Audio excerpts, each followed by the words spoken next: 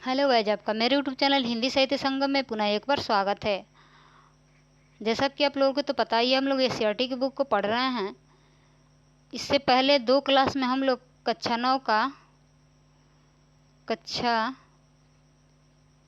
9 से हम लोग 2 क्लास ले चुके हैं। 2 क्लास, आज ये तीसरी क्लास है। तो ये इस क्लास में हम लोग पढ़े थे कहानी का प्लॉट, और इस क्लास में पढ़े थे हम लोग भारत का पुरातन विद्यापीठ नालंदा। ठीक, कहानी का प्लॉट शिवपूजन सहाय द्वारा लिखित है, और जो भारत का पुरातन विद्यापीठ है वो राजेंद्र प्रसाद द्वारा लिखित है। ठीक है, आज हम पढ़ने वाले हैं तीसरी क्लास में लाल पान की बेगम। लाल पान की बेगम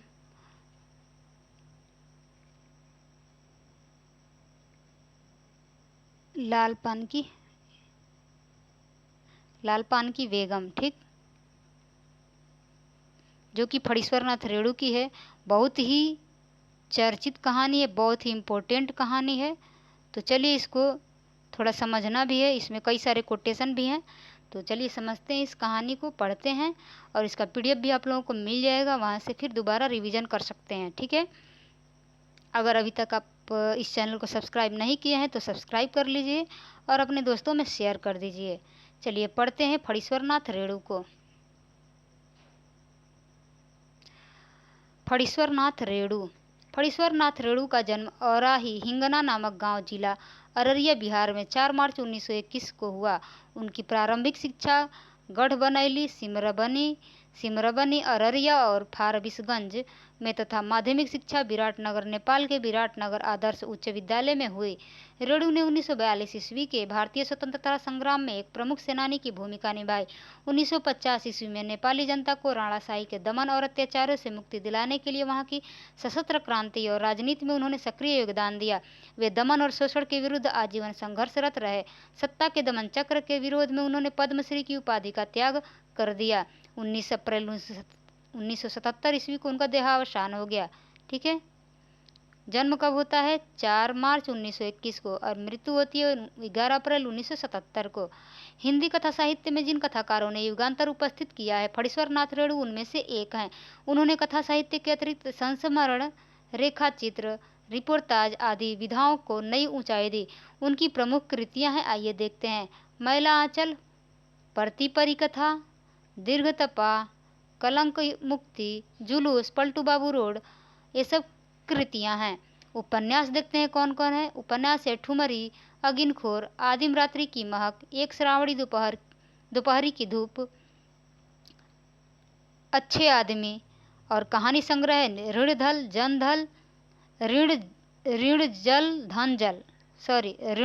धन जल, वन तुलसी की गंध, श्रुत अश्रुत पूर्व, संस्मरण है, नेपाली क्रांति कथा, रिपोर्टाज है। ठीक है, आइए आगे देखते हैं। हिंदी में रेणु का वास्तविक उदय 1954 ईस्वी में प्रकाशित उनके बहुत चर्चित उपन्यास मैला आंचल से हुआ। ठीक, एक और क्वेश्चन पूछता है कि मैला आंचल में बिहार के किस जिले का नाम है? तो मेरीगंज जिले का वर्णन है।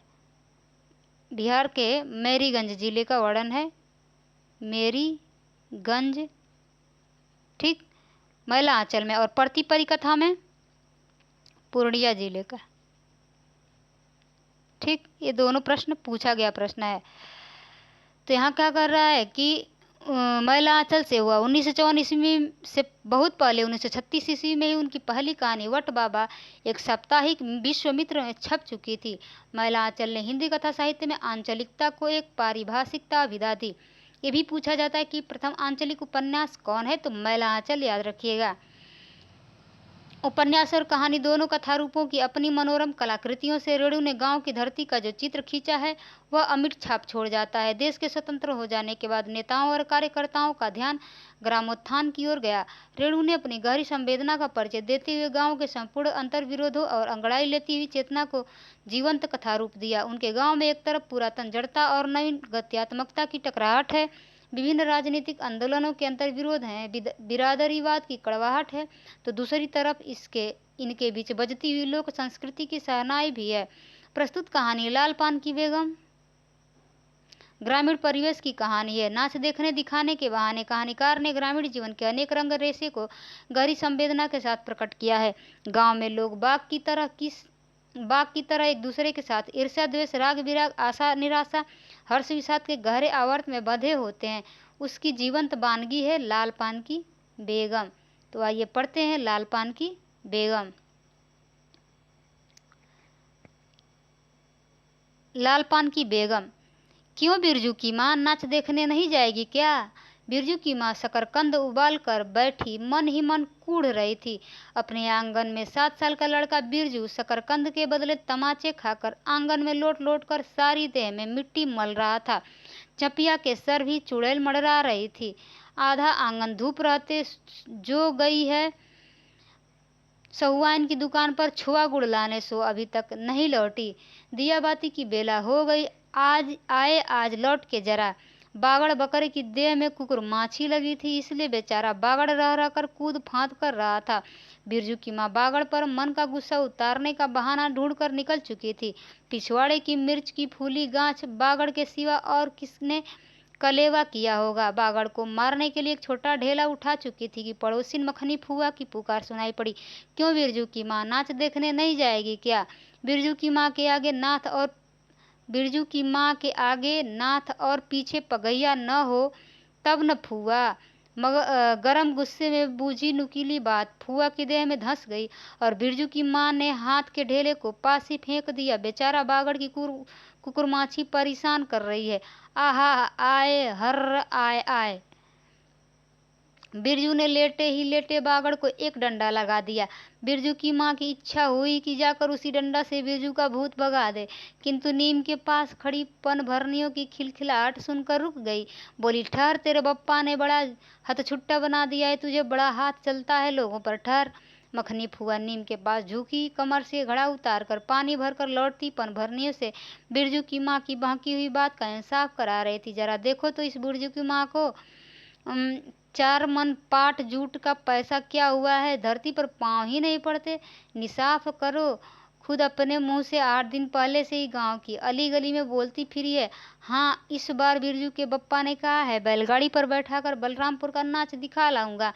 बैल अब अपने घर है तो 1000 गाड़ियां मंगनी मिल जाएंगी।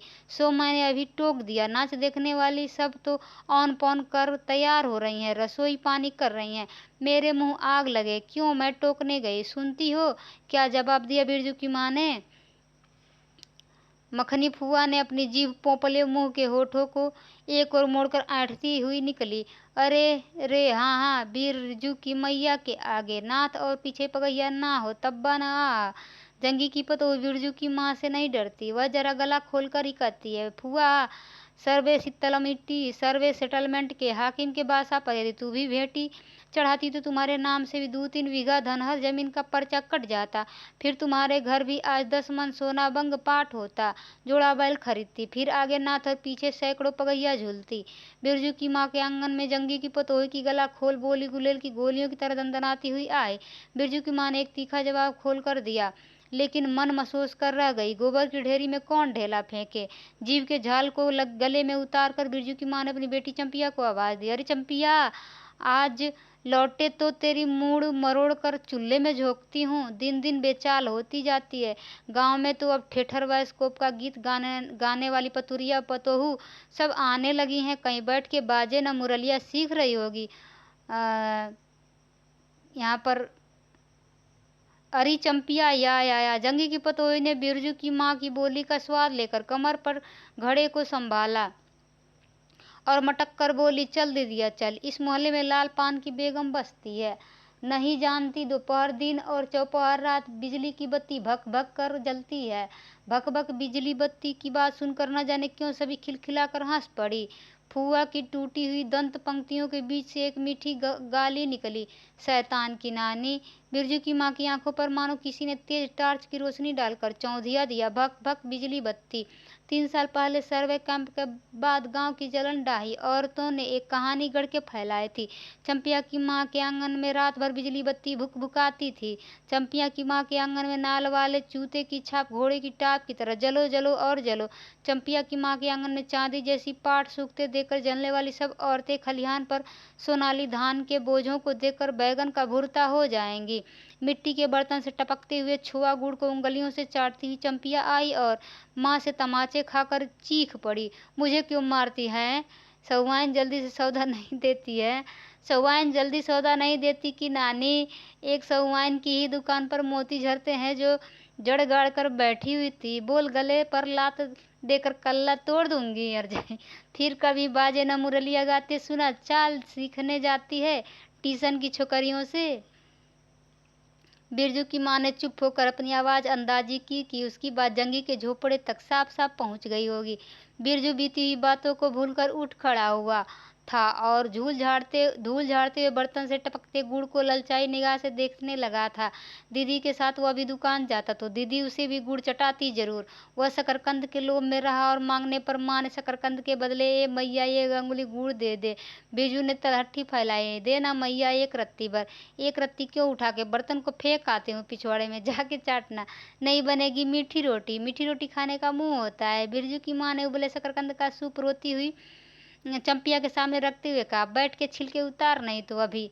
10 साल की चंपिया जानती है शकरकंद छीलते का समय कम से कम 12 बार माँ उसे बाल पकड़कर झकझोरेगी, छोटी छोटी खोट निकाल कर गालियां देगी। चंपिया माँ के गुस्से को जानती है। बिरजू ने इस मौके पर थोड़ी सी खुशामद करके देखा, मैया मैं भी बैठकर शकरकंद छीलूं? नहीं, माँ ने झिड़की दी। एक शकरकंद छीलेगा और 3 पेट में। जाके सिद्धू की बहू से कहो 1 घंटे के लिए कढ़ाई मांग कर ले गई तो फिर लौट आने का नाम नहीं। मुंह लटकाकर आंगन से निकलते निकलते बिरजू ने शकरकंद और गुड़ पर निगाह दौड़ाई। चंपिया ने अपने झबरे केस की ओट से माँ की ओर देखा और नजर बचाकर चुपके से बिरजू की ओर एक शकरकंद फेंक दिया। बिरजू भागा। सूरज भगवान डूब गए। दिया बत्ती की बेला हो गई। अभी तक गाड़ी। चंपिया बीच में ही बोल उठी, कोयरी टोले में किसी ने गाड़ी नहीं दी मैया। बप्पा बोले, माँ से कहना अब सब ठीक ठाक करके तैयार रहे। मलदहिया टोली के मियाँ जान की गाड़ी लाने जा रहा हूँ। सुनते ही बिरजू की माँ का चेहरा उतर गया। लगा छाते की कमानी उतर गई घोड़े से अचानक। जब अपने गांव के लोगों की आंख में पानी नहीं तो मलदहिया टोली के मियाँ जान की गाड़ी का क्या भरोसा? न 3 में न 13 में। क्या होगा? शकरकंद छीलकर रख दे उठा के। यह मर्द नाच न दिखाएगा, बैलगाड़ी पर चढ़ाकर नाच दिखाने ले जाएगा। चढ़ चुकी बैलगाड़ी पर, देख चुकी जी भर नाच। पैदल जाने वाली सब पहुंचकर पुरानी हो चुकी होंगी। बिरजू छोटी कढ़ाई सिर पर औंधा कर वापस आया। देख दीदिया, मलेटरी टोपी, इस पर 10 लाठी मारने से भी कुछ नहीं होगा। कढ़ाई ओढ़ लिया है इसीलिए कह रहा है कि 10 लाठी मारने से कुछ नहीं होगा। चंपिया चुपचाप बैठी रही, कुछ बोली नहीं, जरा सी मुस्कराई भी नहीं। बिरजू ने समझ लिया मैया का गुस्सा भी उतरा नहीं है पूरे तौर से।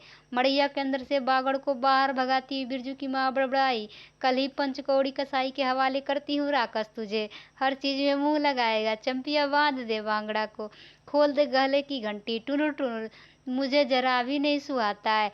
टुनुर टुनुर सुनते ही बिरजू को सड़क से जाती बैलगाड़ियों की याद हो आई। अभी बबुआ टोले की गाड़ियां नाच देखने जा रही थी। झुनुर झुनुर बैलों की झुनकी तुमने बेसी बकबक मत करो। बागड़ के गले से झुनक खोलती बोली चंपिया। चंपिया, डाल दे चूल्हे में पानी। बप्पा आए तो कहना कि अपने उड़न जहाज पर चढ़कर नाच देख आए। मुझे नाच देखने का शौक नहीं, मुझे जगाओ मत कोई, मेरा माथा दुख रहा है। मड़ैया के ओसारे पर बिरजू ने फिसफिसा के पूछा, क्यों दीदिया, नाच में उड़न जहाज भी उड़ेगा? चटाई पर कथरी ओढ़कर बैठती हुई चंपिया ने बिरजू को चुपचाप अपने पास बैठने का इशारा किया। मुफ्त में मार खाएगा बेचारा। बिरजू ने बहन की कथरी में हिस्सा बांटते हुए चुक्की मुक्की लगाई। जाड़े के समय इस तरह घुटने पर ठुड्डी रखकर चुक्की मुक्की लगाना सीख चुका है। उसने चंपिया के कान के पास मुंह ले जाकर कहा, हम लोग नाच देखने नहीं जाएंगे? गांव में एक पक्षी भी नहीं है, सब चले गए। चंपिया को अब तिल भर भी भरोसा नहीं। संझा तारा डूब रहा था। बप्पा अभी तक गाड़ी नहीं लेकर नहीं लौटे। 1 महीना पहले से ही मैया कहती थी बलरामपुर के नाच के दिन मीठी रोटी बनेगी, चंपिया छींट की साड़ी पहनेगी, बिरजू पेंट पहनेगा। बैलगाड़ी पर चढ़कर चंपिया की भींगी पलकों पर एक बूंद आ गया। बिरजू का भी दिल भर आया। उसने मन ही मन इमली पर रहने वाले जिन बाबा को एक बैगन कबूला, गांच का सबसे पहला बैगन। उसने खुद जिस पौधे को रोपा है, जल्दी से गाड़ी लेकर बप्पा को भेज दो। जिन बाबा। मड़ैया के अंदर बिरजू की माँ चटाई पर पड़ी करवटें ले रही थी। पहले से किसी बात का मंसूबा नहीं बांधना चाहिए किसी को। भगवान ने मंसूबा तोड़ दिया। उसको सबसे पहले भगवान से पूछना चाहिए, किस चूक का फल दे रहे हो भोला बाबा। अपने जानते उसने किसी देवता पितर की मान मनौती बाकी नहीं रखी। सर्वे के समय जमीन के लिए जितनी मनौतियाँ की थी, ठीक ही तो महावीर जी का रोट तो बाकी ही है। हाय रे दैव, भूल चूक माफ करो महावीर बाबा। मनौती दूनी करके चढ़ाएगी बिरजू की माँ। बिरजू की माँ के मन में रह रह कर जंगी की पतोही की बातें चुभती हैं। भक भक बिजली बत्ती, चोरी चमारी करने वाले की बेटी पतोहू जलेगी नहीं। 5 बीघा जमीन क्या हासिल की है बिरजू के पप्पा ने। गांव की भाई खोगियों की आंखों में किरकिरी पड़ गई है। खेत में पाट लगा देखकर गांव के लोगों की छाती फटने लगी। धरती फोड़कर पाट लगा है। बैसाखी बादलों की तरह उमड़ते आ रहे हैं पाट के पौधे, तो अलान तो फलान। तनी आंखों की धार भला फसल से। जहाँ 15 मन पाट होना चाहिए, सिर्फ 10 मन पाट कांटा पर तौल कर ओजन हुआ रब्बी भगत के यहाँ। इसमें जलन की क्या बात है भला। बिरजू के पप्पा ने तो पहले कुर्मी टोला के एक आदमी को समझा के कहा था, जिंदगी भर मजदूरी करते रह जाओगे, सर्वे का समय आ रहा है, लाठी कड़ी करो तो 2-4 बीघे जमीन हासिल कर सकते हो। सो गांव की किसी पुतखौकी का बतार सर्वे समय बाबू साहेब के खिलाफ खांसा भी नहीं। बिरजू के पप्पा को कम सहना पड़ा है। बाबू साहेब गुस्से से सर्कस नाच के बाघ की तरह घुमड़ते रह गए। उनका बड़ा बेटा घर में आग लगाने की धमकी देकर गया। आखिर बाबू साहेब ने अपने सबसे छोटे लड़के को भेजा। बिरजू की माँ को मौसी कह के पुकारा। यह जमीन बाबूजी ने मेरे नाम से खरीदी थी। मेरी पढ़ाई लिखाई उसी जमीन की उपज से चलती है। और भी कितनी बातें खूब मोहना जानता है। उतना जरा सा लड़का जमींदार का बेटा है कि। चंपिया, बिरजू सो गया क्या? यहाँ आजा बिरजू, अंदर तू भी आजा। चंपिया, भला आदमी आवे तो एक बार आज, बिरजू की माँ कह रही है। बिरजू के साथ चंपिया अंदर चली गई। ढिबरी बुझा दे, बप्पा बुलाए तो जवाब मत देना, खपच्ची गिरा दे। भला आदमी रे, भला आदमी, मुंह देखो जरा इस मर्द का। बिरजू की माँ दिन रात मझा न देती तो ले चुके थे जमीन। रोज आकर माथा पकड़ के बैठ जाएं, मुझे जमीन नहीं लेनी है। बिरजू की माँ मजूरी ही अच्छी जवाब देती थी। बिरजू की माँ खूब सोच समझ के। छोड़ दो, जब तुम्हारा कलेजा ही स्थिर नहीं होता है तो क्या होगा, जोरू जमीन जोर के, नहीं तो किसी और के। बिरजू के बाप पर बहुत तेजी से गुस्सा चढ़ता ही जाता है। बिरजू की माँ का भाग ही खराब है, जो ऐसा गोबर गणेश घर वाला उसे मिला। कौन सा शौक मौज दिया है उसके मर्द ने। कोल्हू के बैल की तरह खटकर सारी उम्र काट दी इसके यहाँ। कभी 1 पैसे की जलेबी भी ला कर दी है उसके खसम से। पाट का दाम भगत के यहाँ से लेकर बाहर ही बाहर बैल हट्टा चले गए। बिरजू की माँ को एक बार नमरी लोट देखने भी नहीं दिया आंख से। बैल खरीद आए, उसी दिन से गांव में ढिढोरा पीटने लगे। बिरजू की माँ इस बार बैलगाड़ी पर चढ़कर जाएगी नाच देखने, दूसरे की गाड़ी के भरोसे नाच दिखाएगा। अंत में उसे अपने आप पर क्रोध आया। वह खुद ही कुछ कम नहीं, उसकी जीभ में आग लगे। बैलगाड़ी पर चढ़कर नाच देखने की लालसा किस कुसमय में उसके मुंह से निकली थी भगवान जाने। फिर आज सुबह से दोपहर तक किसी न किसी बहाने उसने 18 बार बैलगाड़ी पर नाच देखने जाने की चर्चा छेड़ी है। लो खूब देखो नाच, वाह रे नाच, कथरी के नीचे दुसाले का सपना। कल भोरे पानी भरने के लिए जब जाएगी, पतली जीभ वाली पतुरिया सब हंसती आएंगी हंसती जाएंगी, सभी जलते हैं उससे।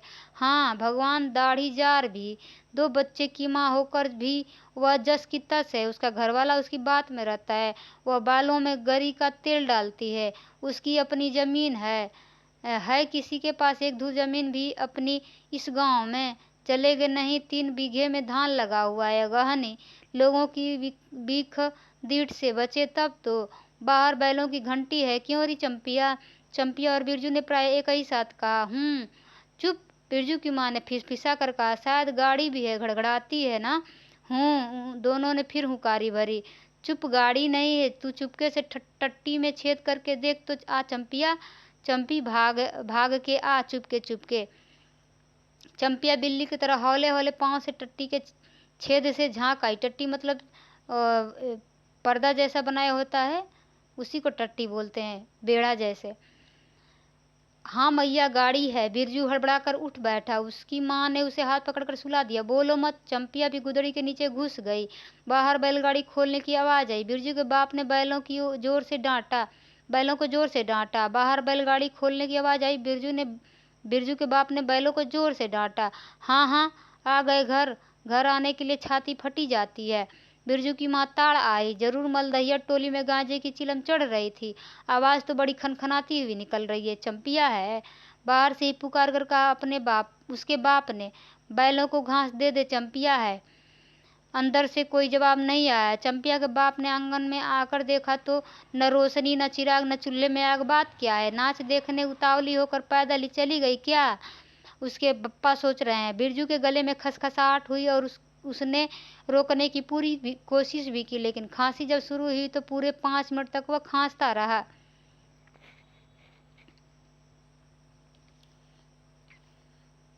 बिरजू बेटा, बेटा बिरजमोहन, बिरजू के बाप ने पुचकार कर बुलाया। मैया गुस्से के मारे सो गई क्या? अरे अभी तो लोग जा ही रहे हैं। बिरजू की माँ के मन में आया कि कसकर जवाब दे। नहीं देखना नाच, लौटा दो गाड़ी। चंपिया है, उठती क्यों नहीं? ले धान की शीश रख दे। धान की बालियों का छोटा झब्बा झोपड़ी के ओसारे पर रखकर उसने कहा, दिया बालो। बिरजू की माँ उठकर ओसारे पर आई। 1:30 पहर रात को गाड़ी लाने की क्या जरूरत थी? नाच तो खत्म हो रहा होगा।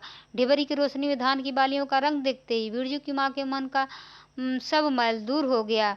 धानी रंग उसकी आंखों में उतर कर रोम रोम में घुस गया। नाच अभी शुरू भी नहीं हुआ होगा। अभी अभी बलरामपुर के बाबू की सपनी गाड़ी मोहनपुर होटल बंगला से हाकिम साहब को लाने गई है। इस साल आखिर नाच है। पंचशीश टट्ट में खोस दे। अपने खेत का है। अपने खेत का? हुलसती हुई बिरजू की माँ ने कहा, पक गए धान? नहीं, 10 दिन में अगहन चढ़ते चढ़ते लाल होकर झुक जाएंगी। सारे खेत की बालियां मलदहिया टोली जा रहा था अपने खेत में। धान देखकर आंखें जुड़ा गईं। सच कहता हूँ, पंचशीश तोड़ते समय उंगलियां कांप रही थी मेरी। बिरजू ने धान की एक बाली से एक धान लेकर मुंह में डाल लिया और उसकी माँ ने एक हल्की डांट दी। कैसा लुक्कड़ है तू रे? इन दुश्मनों के मारे कोई नेम धर्म जो बचे क्या हुआ? डांटती क्यों है? नवान्न के पहले ही नया धान जुठा दिया, देखते नहीं? अरे इन लोगों का सब कुछ माफ है। चिड़ई चुरमुन है ये लोग।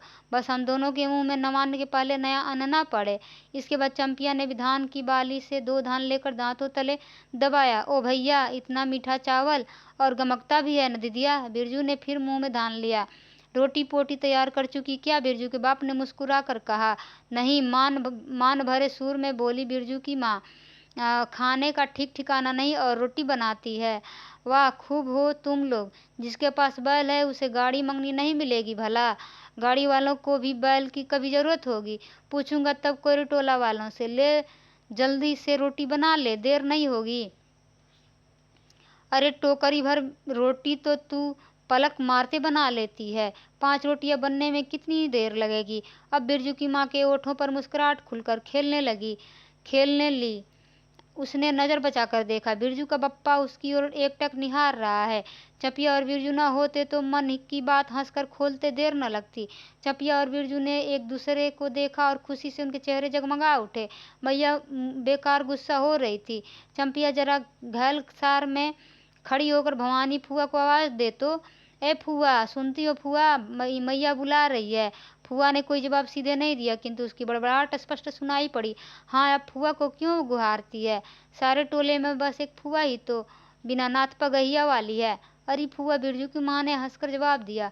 उस समय बुरा मान गई थी क्या? नाथ पगहिया वाले को आकर देखो, दोपहर रात में गाड़ी को लेकर आया है। आ जाओ फुआ, मैं मीठी रोटी पकाना नहीं जानती।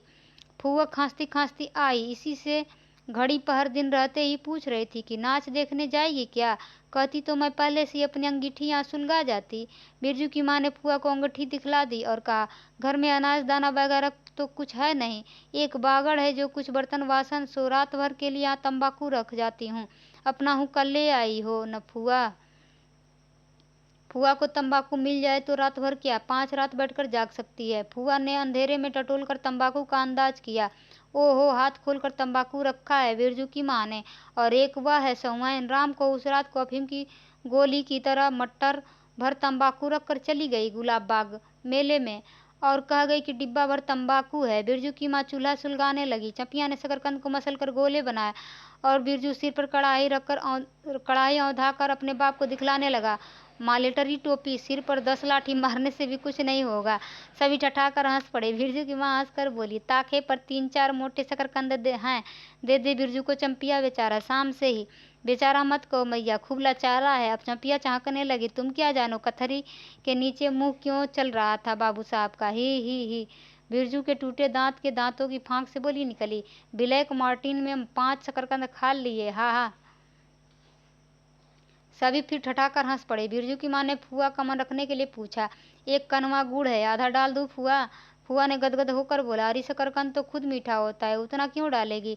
जब तक दोनों बैल दाना घास खाकर एक दूसरे की देह को जीभ से चाटे, बिरजू की माँ तैयार हो गई। चपिया ने छीट की साड़ी पहनी और बिरजू बटन के अभाव में शर्ट पैंट पर पटसन की डोरी बांधने लगा।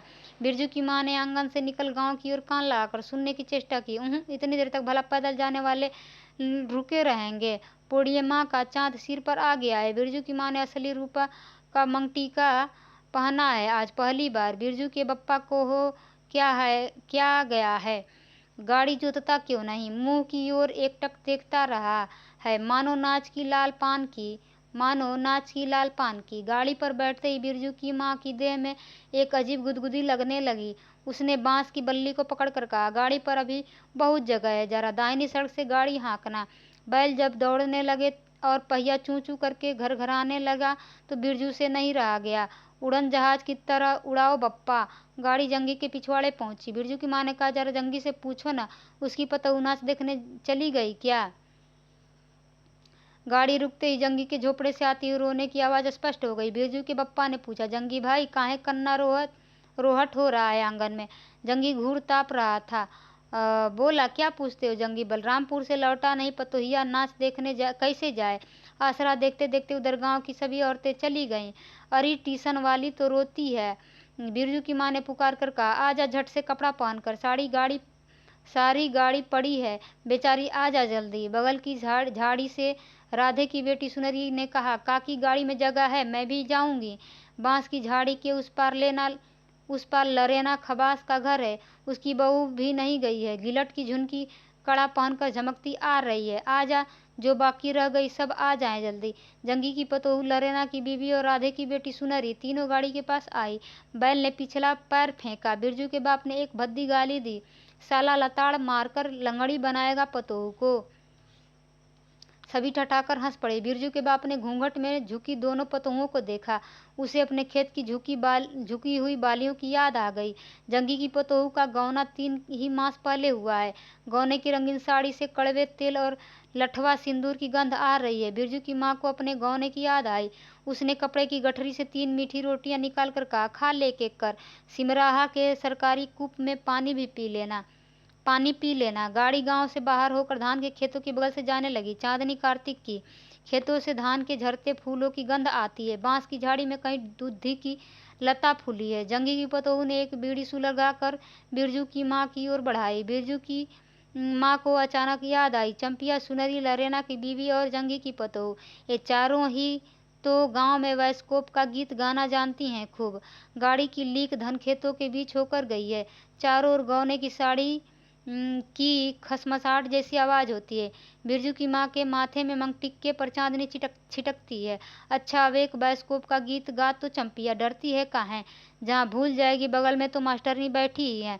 दोनों पतोहुओं ने तो नहीं, किंतु चंपिया और सुनरी ने खखार कर गला साफ किया। बिरजू के बाप ने बैलों को ललकारा, चल भैया और जो जरा जोर से गा रे चंपिया, नहीं तो बैलों को धीरे धीरे चलने को कहूँगा। जंगी की पतोहू ने चंपिया के कान के पास घूंघट ले जाकर कुछ कहा और चंपिया ने धीरे से शुरू किया, चंदा की चांदनी। बिरजू को गोद में लेकर बैठी उसकी माँ की इच्छा हुई कि वह भी साथ साथ गीत गाए। बिरजू की माँ ने जंगी की पतोहू की ओर देखा, धीरे धीरे गुनगुना रही है वह भी। कितनी प्यारी पतोहू है। गौने की साड़ी से एक खास किस्म की गंध निकलती है। ठीक ही तो कहा है उसने। बिरजू की माँ बेगम है लाल पान की बेगम। ये पूछा गया प्रश्न है कि लाल पान की बेगम किसको कहा गया है, तो बिरजू की माँ को। ठीक, यह तो कोई बुरी बात नहीं, हाँ वह सचमुच लाल पान की बेगम है। बिरजू की माँ ने अपनी नाक पर दोनों आंखों को केंद्रित करने की चेष्टा करके अपने रूप की झांकी ली। लाल साड़ी की झिलमिल किनारी मंगटिका पर चांद। बिरजू की माँ के मन में अब और कोई लालसा नहीं, उसे नींद आ रही है। ठीक, यही है लाल पान की बेगम कहानी। नीचे इसका अभ्यास प्रश्न दिया हुआ है, इसको आप लोग खुद ही पढ़ लीजिएगा। ठीक है, तो आज का ये चैप्टर यही था। आप लोगों को ये कहानी कैसी लगी कमेंट बॉक्स में ज़रूर बताइएगा। और इससे जुड़े हुए जितने सारे प्रश्न थे हम तो पहले ही इस क्लास में करवा चुके हैं। ठीक है, तो चलिए मिलते हैं नेक्स्ट क्लास में, तब तक के लिए धन्यवाद।